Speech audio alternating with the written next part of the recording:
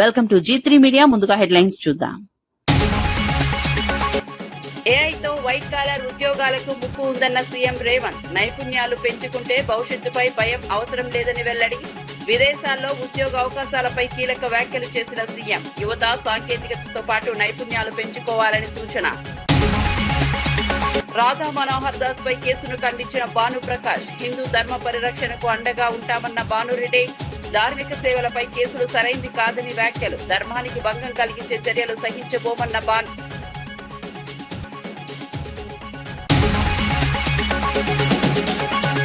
అన్ని దశల్లో ఇందిరమ్మ ఇళ్లు కొనసాగుతాయన్న పొంగులేటి. పేదలకు మరిన్ని ఇళ్ల మంజూరుపై మంత్రి కీలక ప్రకటన.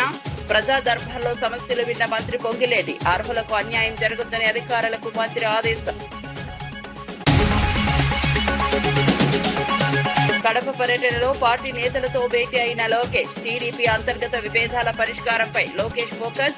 2 రోజుల పర్యటనలో కడపకు చేరుకున్న మంత్రి లోకేష్ ఇరు వర్గాలతో చర్చలు జరపనున్న.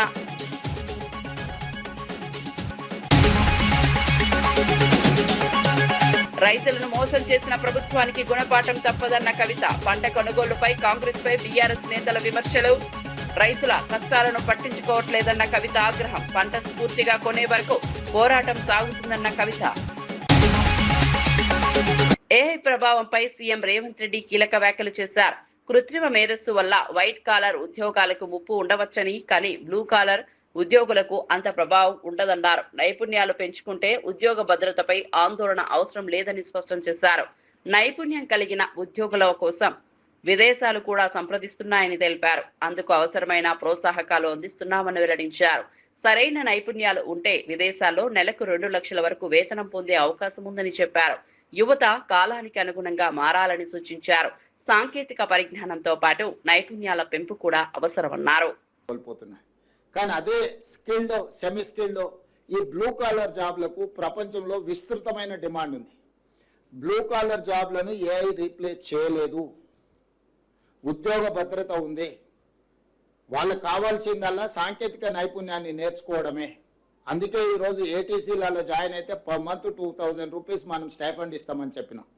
భవిష్యత్తులో స్కిల్ యూనివర్సిటీలో కానీ పాలిటెక్నిక్ కాలేజీలో చదువుకునే వాళ్ళని కూడా ప్రోత్సహించడానికి ఒక మంచి ఆలోచన చేయాలని ప్రభుత్వం అనుకున్నది. ఇంతకుముందే అధికారులకు మంత్రి గారికి కూడా నేను సూచన చేయడం జరిగింది. తొందరలోనే ఒక మంచి ప్రతిపాదనతో ముందుకు వస్తాం. నా సూచన కూడా యువతకి, మనం ఏదైనా పని నేర్చుకున్నా, మనం ఏదైనా చదువుకున్నా మనకు ఉద్యోగం అయినా ఉండాలి, ఉపాధి అవకాశాలైనా రావాలి. ఉద్యోగం రాని, ఉపాధి అవకాశాలు లేని చదువులు చదవడం వల్ల ప్రయోజనం లేదు. ఒకప్పుడు ఐటీ నిపుణులకు విపరీతమైన ఉద్యోగాల అవకాశాలు ఉండడం వల్ల ప్రతి కుటుంబంలో ప్రతి గ్రామంలో అమెరికాకి వెళ్ళి ఉద్యోగాలు చేసే పరిస్థితి ఉండే. ఈరోజు అమెరికాలో సంస్థలు ఆర్టిఫిషియల్ ఇంటెలిజెన్స్ యుగంలో కోట్లాది మంది ఉద్యోగాలు కోల్పోయే పరిస్థితి వచ్చింది. వాళ్ళు తిరిగి వెనక్కి మళ్ళీ మన రాష్ట్రానికో మన గ్రామాలకు వచ్చే పరిస్థితి ఉంది. అందుకోసమే ఈరోజు యువతకు నేను సూచన చేస్తున్నా. ఇంతకాలం మనం చదువుకున్న చదువు అమెరికా లాంటి దేశాలలో మనం ఉద్యోగాలు చేసుకోవడానికి ఉపయోగపడ్డది. ఈరోజు మీరు సాంకేతిక నైపుణ్యాన్ని పెంపొందించుకుంటే జర్మనీ, జపాన్, సౌత్ కొరియా, లేకపోతే ఫిలిపిన్ ఇట్లాంటి చాలా దేశాలలో, సింగపూర్ లాంటి దేశాలలో కొన్ని కోట్ల ఉద్యోగ ఖాళీలు ఉన్నాయి. ఈరోజు మన ప్రభుత్వాన్ని సంప్రదిస్తున్నారు, మీ దగ్గర ఉంటే పంపించండి అని. 4 రోజుల పర్యటనలో భాగంగా మంత్రి నారా లోకేష్ కడపకు చేరుకున్నారు. కడప ఎయిర్పోర్ట్ లో జిల్లా ఇన్ఛార్జ్ మంత్రి సవిత, కలెక్టర్ శ్రీధర్, పార్టీ నేతలు ఘన స్వాగతం పలికారు. అక్కడి నుంచి రాజంపేట బైపాస్ వద్ద ఏర్పాటు చేసిన కార్యకర్తల సమావేశానికి చేరుకున్నారు. కడప అసెంబ్లీ నియోజకవర్గ టీడీపీ నేతలతో ప్రత్యేక సమావేశం నిర్వహించారు. ఇటీవల స్థానిక పార్టీ నేతల మధ్య తీవ్ర విభేదాలు చోటు చేసుకున్న నేపథ్యంలో వాటిని పరిష్కరించే దిశగా చర్చలు జరుపుతున్నారు. ఎమ్మెల్యే మాధవరెడ్డి, ఆమె భర్త శ్రీనివాసరెడ్డి వ్యవహారంపై కూడా చర్చ జరిగే అవకాశం ఉంది. ఇరు వర్గాలతో విడివిడిగా మాట్లాడి సమస్యలను సద్దుమణిగించే ప్రయత్నం చేస్తున్నారు.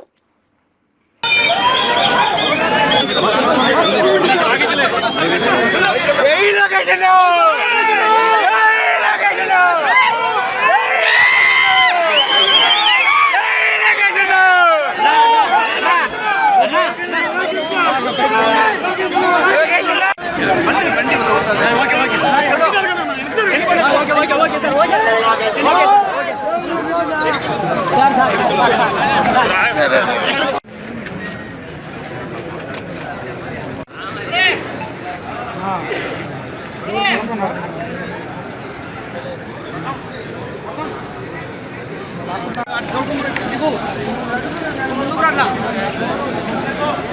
అవతల దాటుకో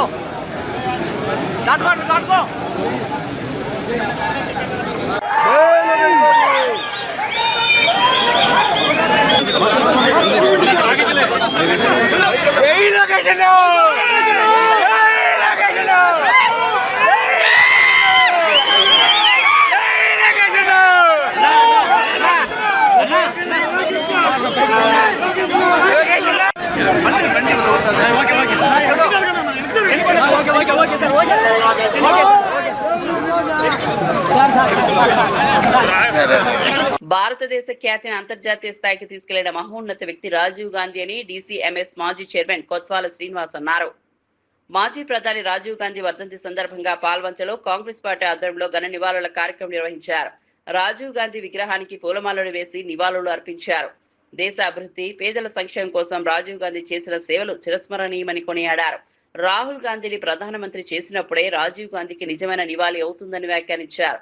కార్యక్రమంలో పలువురు కాంగ్రెస్ నేతలు, కార్యకర్తలు పాల్గొన్నారు. రాజీవ్ సేవలను ప్రజలు ఎప్పటికీ మరవలేరని అన్నారు. భారతదేశాన్ని వైజ్ఞానికంగా అంతర్జాతీయంగా ఎన్నో త్యాగాలు చేసిన ఆయన ఇందిరా గాంధీ వారసులుగా వచ్చి భారత జాతిని అంతర్జాతీయం కూడా ఆయన నిలబెట్టడం జరిగింది. ఆయన ఆశయాలకు అనుగుణంగా ప్రతి కాంగ్రెస్ కార్యకర్త ఆయన అడుగుజాడల్లో నడవాలని కోరుకుంటూ ఆయన కుమారుడు మనందరి ప్రియతమ నాయకులు కాంగ్రెస్ పార్టీ జాతీయ మాజీ అధ్యక్షులు మాజీ భారతదేశానికి ప్రధాన కార్యదర్శి ఆయన్ను మనందరం కూడా రాహుల్ గాంధీని ప్రధానమంత్రిగా చేసినప్పుడే రాజీవ్ గాంధీ గారి ఆత్మకు శాంతి చేకూరుతుందని కోరుకుంటూ మీ అందరి దగ్గర సెలవుస్తున్నాం. జై కాంగ్రెస్, జై కాంగ్రెస్, జై కాంగ్రెస్. రాజీవ్ గాంధీ, రాజీవ్ గాంధీ, రాజీవ్ గాంధీ, రాహుల్ గాంధీ గారి నాయకత్వం, సోనియా గాంధీ గారి నాయకత్వం, ప్రియాంక గాంధీ గారి నాయకత్వం, సంజయ్ గారి నాయకత్వం, రేవంత్ రెడ్డి గారి నాయకత్వం, భట్టి గారి నాయకత్వం, పొంగులేటి సీనన్న గారి నాయకత్వం, నాగేశ్వరరావు గారి నాయకత్వం, రేణుకా చౌదరి గారి నాయకత్వం, రఘురామ్ రెడ్డి గారి నాయకత్వం. జై కాంగ్రెస్, జై కాంగ్రెస్. రాష్ట్ర వ్యాప్తంగా 2వ దశతో పాటు 3, 4 దశల్లో కూడా పేదలకు ఇందిరమ్మ ఇల్లు మంజూరు చేస్తామని మంత్రి పొంగులేటి శ్రీనివాసరెడ్డి స్పష్టం చేశారు. ఖమ్మం జిల్లా సత్తుపల్లిలో నిర్వహించిన ప్రజాపాలన ప్రగతి ప్రణాళిక కార్యక్రమంలో పాల్గొన్న ఆయన ప్రజా దర్బార్ నిర్వహించారు. సత్తుపల్లి, పెనుపల్లి, వేంసూరు మండలాల ప్రజల సమస్యలను నేరుగా విన్నారు. ప్రజల అర్హతలను పరిశీలించి ఎవరూ అన్యాయానికి గురికాకుండా చూడాలని అధికారులను ఆదేశించారు. క్షేత్రస్థాయిలో తనిఖీలు నిర్వహించాలని సూచించారు. ఇప్పటికే 1,20,000 ఇందిరమ్మ ఇళ్లు పూర్తయ్యాయని తెలిపారు. భవిష్యత్తు దశల్లో కూడా ఇళ్ల కేటాయింపులు కొనసాగుతాయని పునరుద్ఘాటించారు.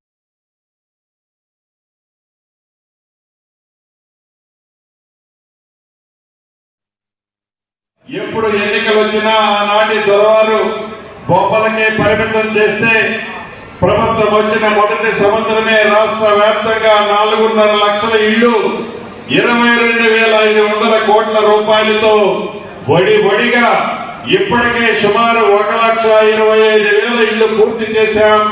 రేపు జూన్ నాటికి మరొక 1,00,000 ఇళ్లు కూడా పూర్తి చేయబోతున్నాం. మీ అందరి దీవెనలతో రెండవ విడత కూడా నిన్ననే ఎల్లి చూసొచ్చారు.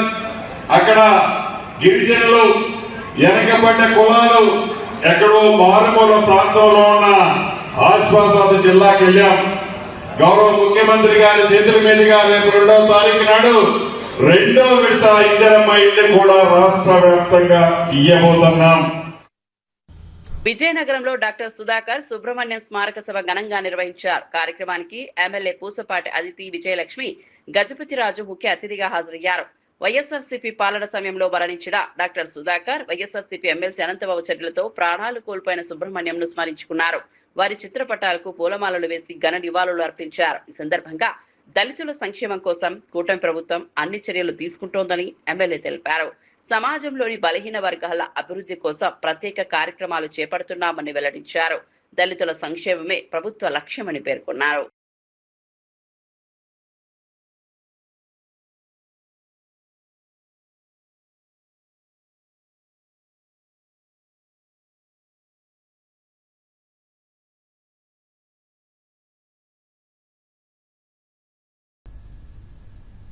డాక్టర్ సుధాకర్ గారు వర్ధంతి సందర్భంగా మనం అందరం వారు ధైర్యం చేసి ఆ మాస్క్ అడిగినందుకు, ఆ కరోనా టైంలో వైసీపీ ప్రభుత్వం ఉంది, ఆ టైంలో వాళ్ళు మాస్క్ పీపీపీ కిట్స్ అడిగినందుకు ఆయనని ఏ విధంగా హింసించారో మనందరికీ తెలిసిన విషయమే. కాబట్టి ఈరోజు వారి వర్ధంతి సందర్భంగా వారిని ఒక్కసారి గుర్తించుకుంటూ, వారు చేసిన ధైర్యాలు గుర్తించుకుంటూ మనం ఒక్కసారి వారికి నివాళులు అనేది అర్పిస్తూ ఉన్నాం.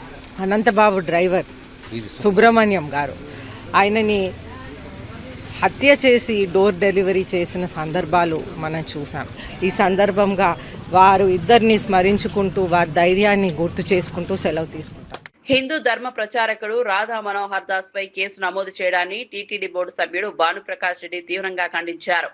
ధర్మ పరిరక్షణకు ఎప్పుడూ అండగా ఉంటామని స్పష్టం చేశారు.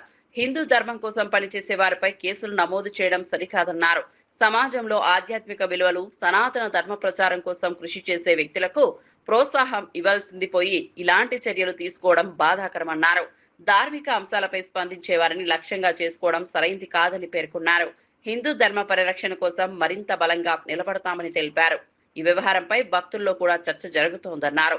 ధర్మానికి భంగం కలిగించే చర్యలను సహించబోమని హెచ్చరించారు. ఈపీ గారిని కూడా కలవబోతున్నాను. హిందూ దేవుళ్ళపై, దేవతలపై అవహేళనగా, అవమానకరంగా మాట్లాడుతున్నటువంటి పాస్టర్ల మీద, అన్యమతస్థుల మీద కూడా కఠినమైన చర్యలు తీసుకుని వారి మీద కేసులు నమోదు చేయాలని చెప్పి డిమాండ్ చేస్తున్నాను. పూర్తిగా హిందూ సమాజం మొత్తం రాధా మనోహర్ స్వామి చేస్తున్నటువంటి కార్యక్రమాలకి మేము వారికి అండగా, నీడగా, తోడుగా ఉండాలని చెప్పి మేము భావిస్తున్నాం.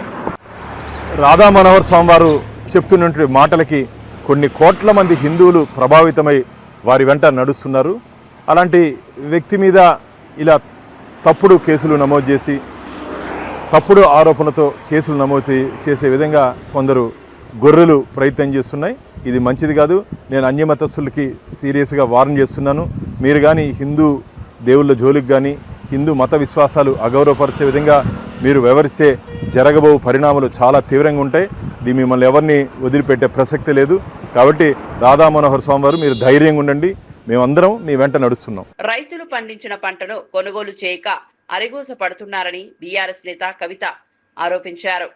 కాంగ్రెస్ ప్రభుత్వం రైతులను మోసం చేసిందని మండిపడ్డారు. రైతులు కష్టపడి పండించిన పంటకు సరైన మద్దతు లేక ఇబ్బందులు ఎదుర్కొంటున్నారని అన్నారు. రైతుల సమస్యలను ప్రభుత్వం పట్టించుకోవడం లేదని విమర్శించారు. పంటను పూర్తిగా కొనుగోలు చేసే వరకు రైతుల పక్షాన నిలబడి ప్రభుత్వాన్ని నిలదీస్తామని స్పష్టం చేశారు. రైతు సంక్షేమం మాటల్లో కాకుండా చేతల్లో చూపించాలని డిమాండ్ చేశారు. వ్యవసాయ రంగంపై ప్రభుత్వం ప్రత్యేక దృష్టి పెట్టాలని కోరారు. రైతుల కష్టాలకు పరిష్కారం చూపాల్సిన బాధ్యత ప్రభుత్వంపైనే ఉందన్నారు. మేము డిమాండ్ చేస్తూ వచ్చినాం. జూన్ 2వ తారీఖు లోపల ఉద్యమకారులకు సంబంధించి ఖచ్చితంగా ప్రభుత్వం నుంచి ప్రకటన రావాలి. మీరు కమిటీలు వేసి కాలయాపన చేస్తే కుదరదు. ప్రకటన రావాల్సిందే. 2వ తారీఖు నాడు ముఖ్యమంత్రి గారు జెండా ఎగరేసినప్పుడు గోల్కొండ కిలా మీద 250 గజాలు ఎక్కడ ఇస్తున్నారు, ఎట్లా ఇస్తున్నారు స్పష్టత ఇవ్వాల్సిందే. ఎంతమందికి పెన్షన్ ఇస్తున్నారో స్పష్టత ఇవ్వాల్సిందే. అదేవిధంగా స్కూల్ స్టార్ట్ అయ్యే లోపల ఫీజులు పెంచబోమనేటటువంటి జీవో కూడా ఇవ్వాలని డిమాండ్ చేసినాం. విపరీతంగా ఫీజులు పెరిగి అందరూ ఇబ్బందులు పడుతూ ఉన్నారు. కాబట్టి ప్రభుత్వం ఆ జీవో వెంటనే రిలీజ్ చేయాలని చెప్పి మేము డిమాండ్ చేస్తూ ఉన్నాం. మొత్తం ఇవాళ 50 మంది తెలంగాణ రైతాంగం అంతా కూడా ఇబ్బంది పడుతున్నా కూడా కనీసం ప్రభుత్వం ఎక్కడ వరి కొనకుండా, వడ్లు కొనకుండా, జొన్నలు కొనకుండా, మొక్కజొన్నలు కొనకుండా రైతులు ఇబ్బంది పెడతా ఉంది. రైతుల పక్షాన అందరూ టీఆర్ఎస్ పార్టీలో ఉన్నటువంటి నాయకులు, సైన్యం అంతా కూడా రేపటి నుంచి కళ్ళకు పోవాలని చెప్పి రైతులకు మద్దతు ఇవ్వాలని చెప్పి డిమాండ్ చేస్తూ ప్రభుత్వాన్ని వెంటనే కొనుగోలు కేంద్రాలు పెద్ద ఎత్తున ప్రారంభించాలి. జొన్న, మొక్కజొన్న అన్ని పంటలు కూడా కొనాలని చెప్పి నేను డిమాండ్ చేస్తా ఉన్నాను. మరి ఇంత పెద్ద ఎత్తున ఈ సభకు హాజరైనటువంటి తుక్కులపూర్ నియోజకవర్గ ప్రజలకు విజ్ఞప్తి చేస్తున్నా, మొదటి తెలంగాణ రక్షణ సేన జెండా మీ దగ్గరే ఎగిరింది. మరి కుత్బుల్లాపూర్ని శుభ సూచకంగా భావించి మేము మొదటి కార్యక్రమానికి ఇక్కడికే వచ్చినాం. ఖచ్చితంగా మొదటి ఎమ్మెల్యే సీట్ కూడా కుత్బుల్లాపూర్ ప్రజలు తెలంగాణ రక్షణ సేనకు గెలిపించి ఇవ్వాలని చెప్పి, మొదటి కార్పొరేటర్ సీట్ కూడా గెలిపించి ఇవ్వాలని చెప్పి కుత్బుల్లాపూర్ ప్రజల్ని కోరుతున్నాను. ఎట్లా అయితే మిమ్మల్ని గెలిపించమని అడుగుతున్నానో అంతకన్నా ఎక్కువగా కుత్బుల్లాపూర్ ప్రజలకు సేవ చేస్తామని కూడా మేము మాట ఇస్తా ఉన్నాము. Thank you. జై తెలంగాణ, జై టిఆర్ఎస్. ప్రొఫెసర్ నాగేశ్వరరావుకు ఉన్న విశ్వసనీయతను వైఎస్ఆర్సీపీ తన స్వార్థం కోసం వినియోగించుకుంటోందని జనసేన నేత బాలినేని శ్రీనివాసరెడ్డి ఆరోపించారు. గతంలో జనసేన ఫ్యాక్ట్ ఫైండింగ్ కమిటీలో నాగేశ్వరరావుకు డిప్యూటీ సీఎం పవన్ కళ్యాణ్ అవకాశం ఇచ్చారని గుర్తు చేశారు. అలాంటి పవన్ కళ్యాణ్ పై అనుచిత వ్యాఖ్యలు చేయడం సరైంది కాదన్నారు. సమాజంలో మంచి గుర్తింపు ఉన్న వ్యక్తులు బాధ్యతాయుతంగా మాట్లాడాలని సూచించారు.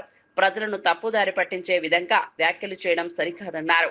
ఆధారాలు లేకుండా ఆరోపణలు చేయడం వల్ల విశ్వసనీయత దెబ్బతింటుందని పేర్కొన్నారు. అంటే ఇంకా వేరే అనలిస్ట్ అది కొంతమంది చాలామంది తెలియని ఉంటారు, వాళ్ళ గురించి మేము మాట్లాడట్లా. ఒక క్రెడిబిలిటీ ఉన్న అనలిస్ట్ అని కూడా చెప్తా ఉన్నాం. ఆయన కూడా పవన్ కళ్యాణ్ గారు కూడా ఆయన అనలిస్ట్, మంచి అనలిస్ట్ అనే ఉద్దేశంతో ఫ్యాక్ట్ ఫైండింగ్ అనే కమిటీలో ఆయన వేశారు. అప్పుడు ఆయన పెళ్ళికి పిలిస్తే కూడా పోయారు. ఆయన మీద అంత గౌరవం ఉంది. అలాంటిది లేని తీసుకొచ్చారు కాబట్టి అది పబ్లిక్ ప్రజలు కూడా తెలియాలి. అందు ఉద్దేశంతో మాట్లాడుతున్న తప్ప వేరే ఉద్దేశం కాదు. సార్ మరి ఇప్పుడు క్రెడిబిలిటీ ఉన్నటువంటి వ్యక్తి కాబట్టి ఫ్యాక్ట్ ఫైండింగ్ కమిటీలో సభ్యునిగా ఇచ్చారు బాగుంటుంది. మరి ఇప్పుడు ఆ క్రెడిబిలిటీ లేదని మీరే చెప్తున్నారు కదా, ఆ సభ్యునిగా తొలగిస్తారా ఆయన్ని? అది గతంలో పెట్టారండి, నాట్ నౌ. గతంలో కర్నూలు జిల్లా ఎమ్మిగనూరులో బ్రుసెల్లోసిస్ వ్యాధి కలకరం రేపుతోంది. బనవాసి గణికృత వీర కేంద్రంలో 2 కూలీలకు ఈ ప్రమాదకర వ్యాధి సోకినట్లు అధికారులు నిర్ధారించారు. సెమెన్ బ్యాంకులోని 8 పశువులకు కూడా వ్యాధి సోకినట్లు గుర్తించారు. వ్యాధి మరింత వ్యాపించకుండా అధికారులు అప్రమత్తమయ్యారు. సోకిన పశువులను ప్రత్యేక షెడ్లకు తరలించారు. బాధితులైన 2 కూలీలను విధులకు దూరంగా ఉంచారు. పరిస్థితిని నిరంతరం పర్యవేక్షిస్తున్నామని అధికారులు తెలిపారు. ప్రజలు ఎలాంటి భయోందోళనకు గురి కావద్దని సూచించారు. ఆరోగ్య భద్రత చర్యలను కట్టుదిట్టం చేస్తున్నామని వెల్లడించారు. అలాగే 2 వర్కర్స్ కూడా వ్యాధి సోకినట్లు వచ్చిందండి. అది ఆ 2 కూడా వెంటనే వాళ్ళని తక్షణ నిధుల నుంచి తప్పించేసి ట్రీట్మెంట్ ఇస్తున్నాము. ఒక వ్యక్తి ఒక పర్సన్కి అయితే 10 రోజుల్లోనే కోలుకుంటారు. అంటే ట్రీట్మెంట్కి రెస్పాండ్ అయ్యి తగ్గిపోతుంది. ఇంకొక అతనికి 1 నెల రోజుల గడువులో అతను కూడా రిపోర్టు తగ్గిపోతుందండి. అది పశువులు ఎక్కడ పశువులు మేము వేరే నాన్ డాక్టర్కి పెట్టేసామండి. చెప్పండి సార్. పశువులకి వచ్చిన వెంటనే తక్షణమే దూరంగా వేరే షెడ్లకి తరలించేసాము వాటిని. అక్కడి నుంచి కూడా తీసేసాము వాటిని, ఆ పశువులను. బ్రుసెల్లోసిస్ వ్యాధులు ఎట్లా అంటే కొద్ది జ్వరం ఎక్కువగా, జాయింట్ పెయిన్స్, అది జాయింట్ పెయిన్స్ అట్లా వస్తాయి. అయితే స్టేజ్ని బట్టి మనుషుల్లో తెలుస్తుందేమో కానీ పశువులకైతే అవి తీవ్రం సంవత్సరం ఒకసారి చేయించడం వల్ల మనకు లక్షణాలు ఏమి కనపడవు. టైటర్ను బట్టి రిపోర్ట్ని బట్టి మనం రెస్పాండ్ అయ్యి చేస్తూ ఉంటాము. వాటికి మనం అయితే సెమెన్ క్వాంటిటీ క్వాలిటీ కానీ అది తగ్గుద్ది తగ్గితే వేరే ఫిల్మ్స్ మనకి లక్షణాలు ఏమి కనిపించకపోయి స్టేజ్ని బట్టి, అంటే 6 నెలలు కాదు సంవత్సరం పాటు చేయించుతాం కాబట్టి వాటికి మనకి ఈ లోపు ఏ వారికి 1-2 నెలల్లో వాటికి సోకున్నా కానీ అది మనకి లక్షణాలు బయటపడతాయి.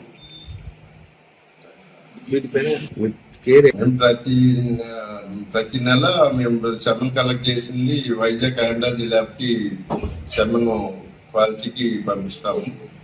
అక్కడి నుంచి వచ్చిన తర్వాతనే వాటిని ఫీల్డ్కి డిస్ట్రిబ్యూట్ చేస్తుంటాము.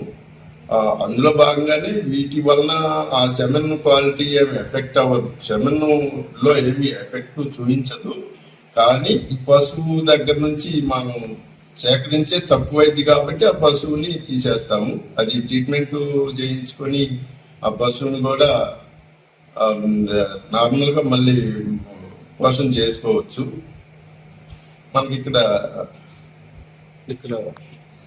వాటిల్లో గత నెలలోనే ఆక్షన్ వేసి 12 బస్సులని ఆక్షన్ వేశాము. 88 మిగిలిన బస్సులు, 88 పశువులకు 86 బస్సులు ఉంటే వాటిలో 80 తయారీగా వారికి 7 తీసి నెలలో పంపిస్తారు. ఎన్నింటికి పంపిస్తారు? మొత్తం 98 బస్సులు ఉన్నాయండి. వాటిలో నుంచి 60 బస్సులకి సెమెన్ తీసుకుంటాము. 60 బస్సులు సెమెన్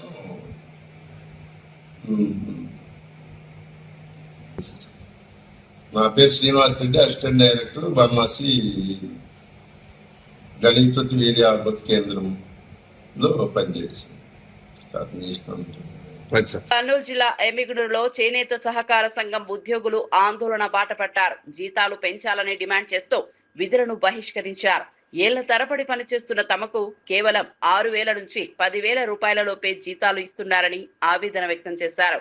మరోవైపు కొత్తగా చేరిన ఉద్యోగులకు 30,000 వరకు వేతనాలు పెంచడంపై నిరసన వ్యక్తం చేస్తున్నారు. కనీస పనికి కనీస వేతనం చెల్లించాలని ఉద్యోగులు డిమాండ్ చేస్తున్నారు. సమాన పనికి సమాన వేతనం ఇవ్వాలని కోరుతున్నారు.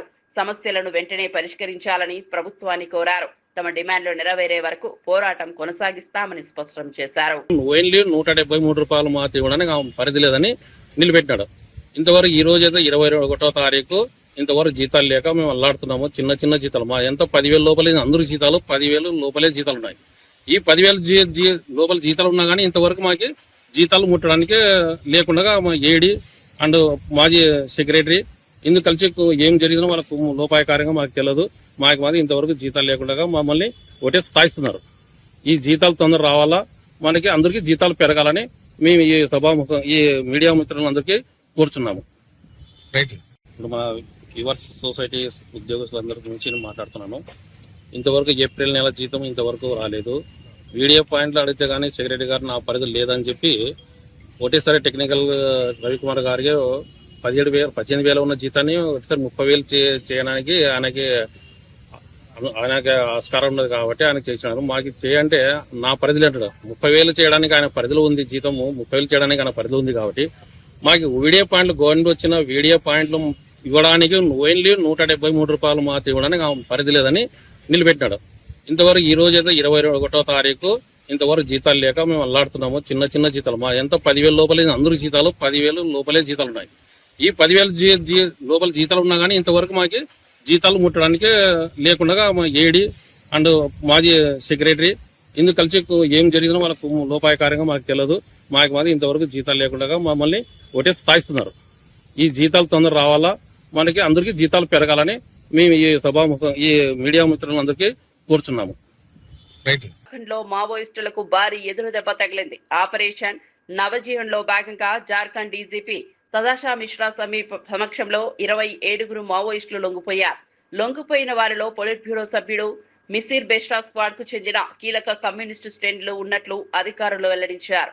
సబ్ జోనల్ కమాండర్లు సాగేన్ ఆంగరియా, సచిన్ బేగ్ తో పాటు 6 ఏరియా కమాండర్లు కూడా లొంగిపోయారు. వీరిలో సాగేన్ ఆంగరియాపై 100కు పైగా కేసులు ఉన్నట్లు సమాచారం. లొంగిపోయిన వారి వద్ద నుంచి భారీగా ఆయుధాలు, తూటాలు స్వాధీనం చేసుకున్నారు. ఈ ఏడాది ఎన్కౌంటర్లో 22 మావోయిస్టులు మరణించినట్లు పోలీసులు తెలిపారు. మిగిలిన వారు కూడా హింసా మార్గం వేడి జనజీవన స్రవంతిలో కలవాలని డీజీపీ పిలుపునిచ్చారు. तीसरा नाम नागेंद्र मुंडा उर्फ प्रभात मुंडा और 38 कांडों में वांछित सब जोनल कमांडर 5 लाख इनामी सम्मान स्वरूप बुके, शॉल और एक 5 लाख रुपए राशि का चेक।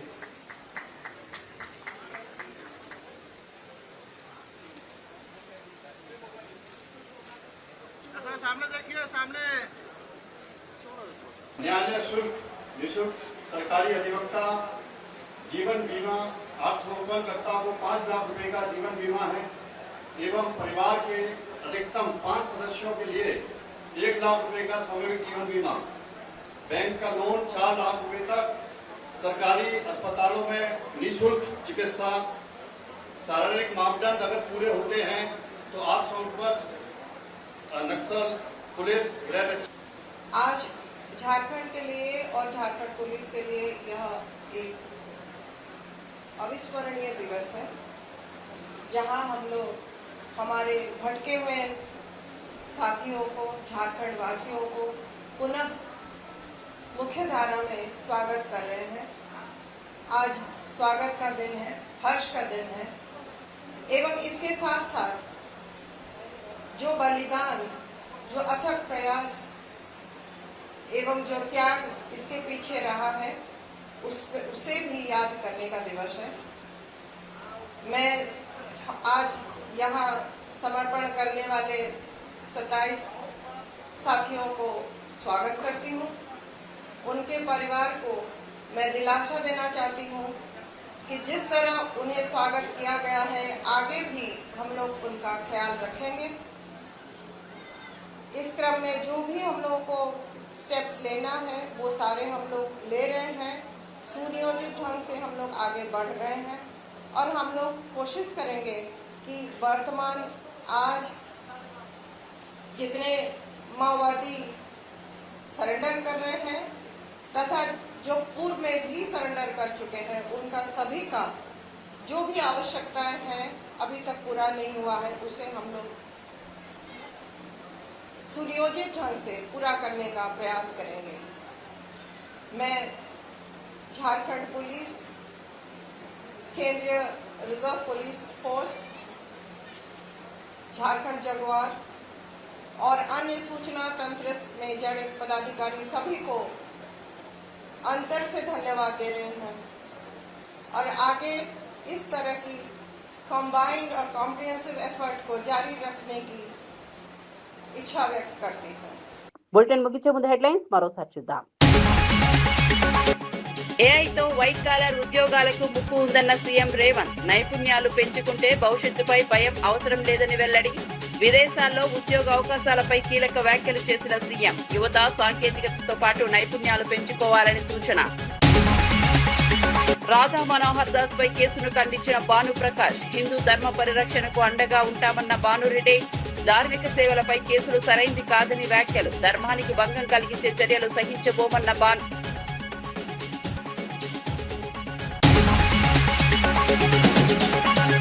అన్ని దశల్లో ఇందిరమ్మ ఇళ్లు కొనసాగుతాయన్న పొంగులేటి. పేదలకు మరిన్ని ఇళ్ల మంజూరుపై మంత్రి కీలక ప్రకటన.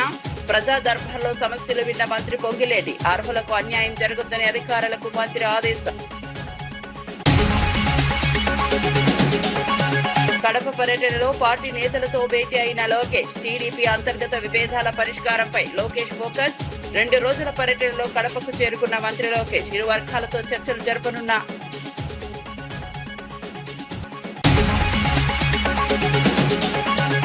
రైతులను మోసం చేసిన ప్రభుత్వానికి గుణపాఠం తప్పదన్న కవిత. పంట కొనుగోలుపై కాంగ్రెస్ పై బీఆర్ఎస్ నేతల విమర్శలు. రైతుల కష్టాలను పట్టించుకోవట్లేదన్న కవిత ఆగ్రహం. పంట పూర్తిగా కొనే వరకు పోరాటం సాగుతుందన్న కవిత. మరిన్ని అప్డేట్స్ కోసం చూస్తూనే ఉండండి